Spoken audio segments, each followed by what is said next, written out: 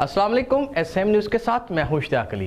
खबरों का सिलसिला बढ़ाते हुए खबर शामिल करते हैं चूनिया से, जहां डिप्टी कमिश्नर कसूर की हिदायत पर असिस्टेंट कमिश्नर चूनिया मोहम्मद आमिर भट्ट की फूड डिपार्टमेंट और रेवेन्यू स्टाफ के हमरा कंगनपुर दरिया सतलुज पार में बड़ी कार्रवाई।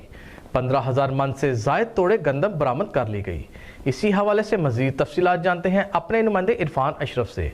जी इरफान, क्या तफसीलात हैं आपके पास? जी बिल्कुल, डिप्टी कमिश्नर कसूर की हदायत पर असिस्टेंट कमिश्नर चूनिया मोहम्मद आमिर भट्ट की फूड डिपार्टमेंट और रेवेन्यू स्टाफ के हमरा कंगनपुर दरियाए सतलुज पार में बड़ी कार्रवाई।